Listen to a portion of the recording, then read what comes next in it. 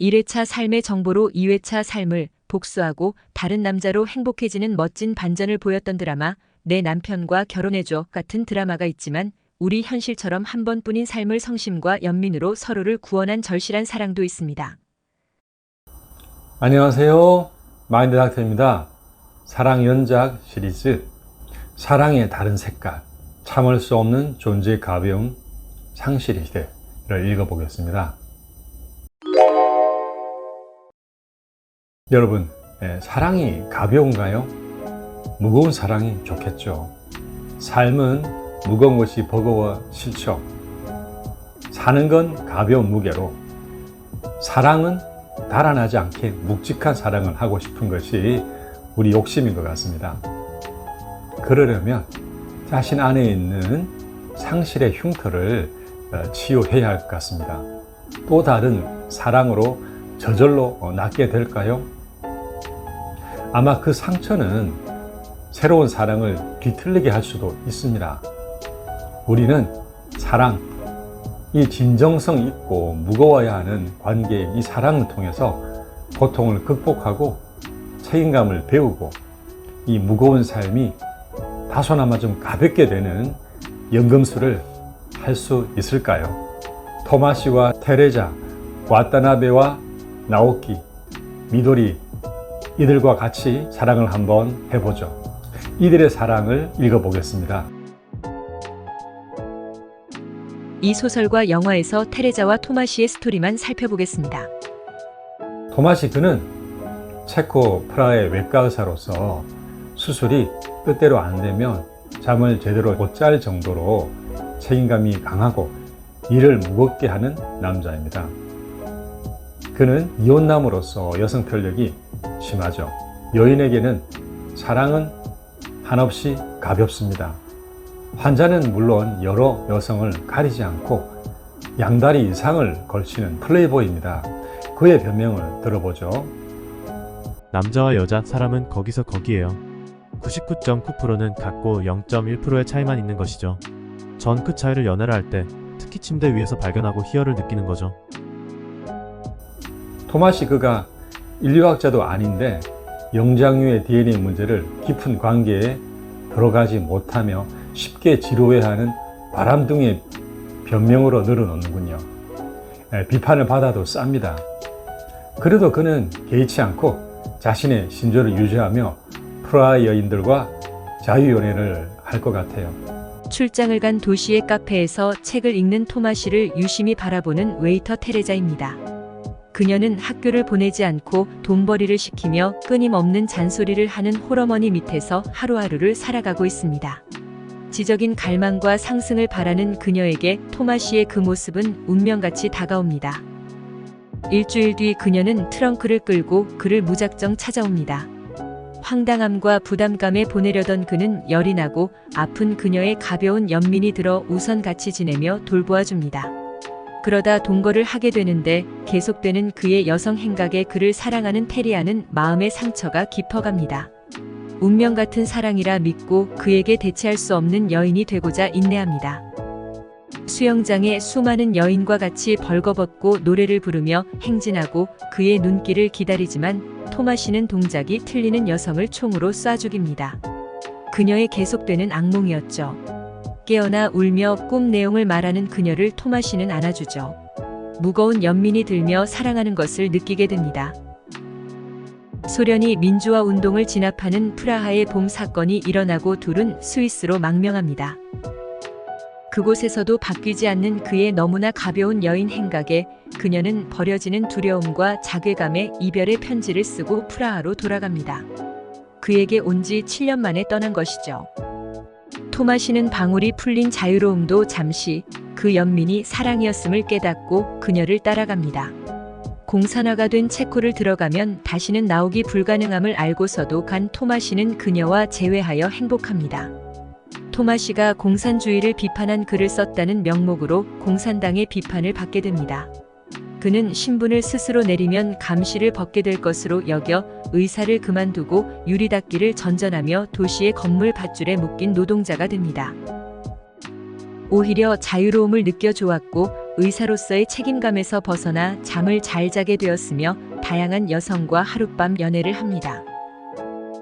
여전히 우울하며 악몽을 꾸는 테레자는 무서운 도시를 벗어나 시골에 가자고 간청하고 토마시는 3년간 이 일에 지쳤고 그녀가 걱정되었기에 정원이 있는 시골집으로 갑니다. 젊은 여성이 드문 시골에서 이젠 평범한 트럭 운전수를 하는 토마시와 평범한 일상을 보내며 그녀는 안온함을 느낍니다. 그녀는 자신이 토마시의 짐이 되었다며 자책하지만 토마시는 당신이 나의 행복이었다고 고백합니다. 그는 부모님을 일찍 여의고 사랑의 평온함과 진실함을 테레자에게서 느꼈기에 지금까지 같이 해온 것이라는 것을 깨닫습니다. 테레자는 슬픔과 행복을 같이 느끼며 춤을 춥니다. 그리고 트럭이 계곡으로 떨어져 두 사람은 같이 세상을 떠납니다. 가볍고 무거움, 삶과 사랑의 이중성. 토마시의 한없이 가벼운 사랑에 비하면 테레자의 사랑은 운명이라 믿으며 한없이 무겁습니다.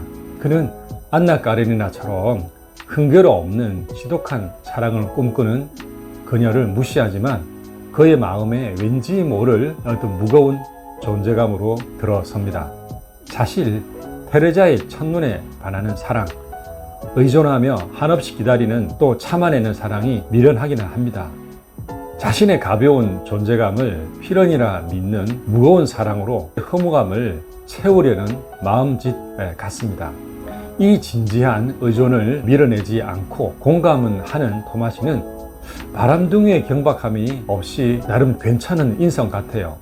어쩌면 그는 진지하게 살아가다가 마음의 상처를 받은 이후에 그것을 직면하기 싫어서 그냥 가벼운 사랑놀이로 하루하루를 버티는 것일 수도 있습니다. 어쨌든 15년을 함께 둘은 했습니다.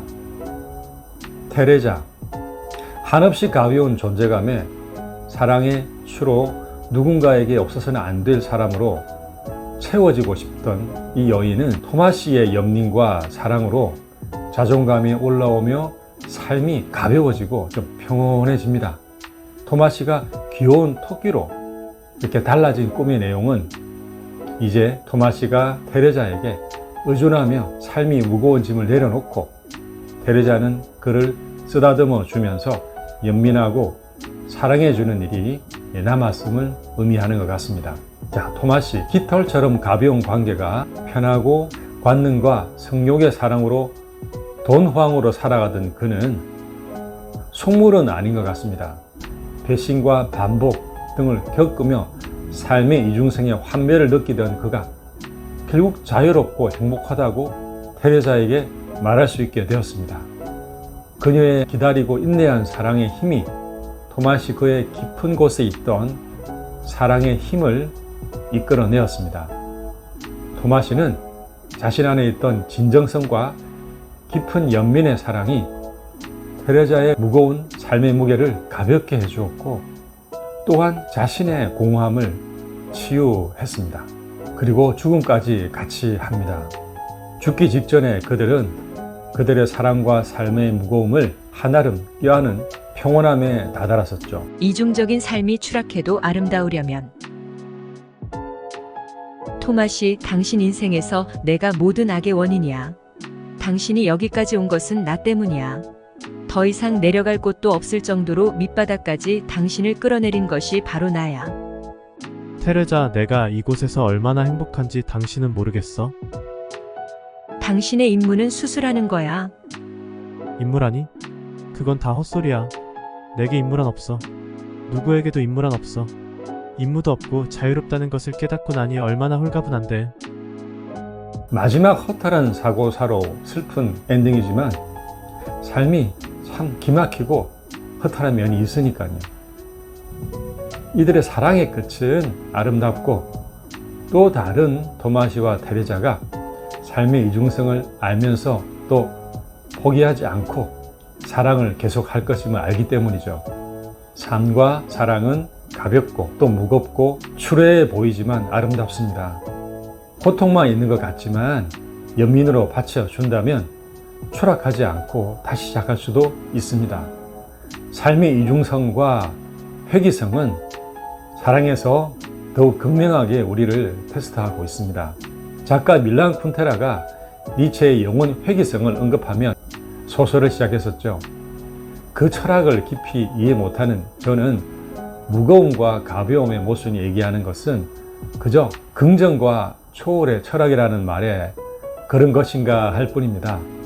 우리가 사는 동안 초월과 회개성을 깨닫지 못할 수도 있겠죠. 그러나 자신이 별거 아닌 것 같고 삶의 의미를 몰라 방황할 때 사랑이야말로 우리를 구원해 줄 수 있음을, 사랑은 가벼운 존재를 무겁게 해주며 삶의 무게를 가볍게 해주기도 합니다. 추락을 막아주는 인내와 연민의 사랑이 있을 것입니다. 다시 사랑은 업그레이드가 되고 구원된 우리는 또 사랑을 할 것입니다. 삶이 그러하니까요. 사실 삶은 상처와 상실을 피할 수 없습니다. 연대하여 구원해줄 사랑의 관계가 필요합니다. 상실을 통해 사랑한다는 것의 의미를 말하려 한 소설, 기막힌 문장으로 젊은이들을 사로잡은 작품 무라카미 하루키의 상실의 시대를 다음 사랑 시리즈에서 읽어보겠습니다. 감사합니다. 마인드 닥터였습니다. 좋아요, 구독 부탁합니다.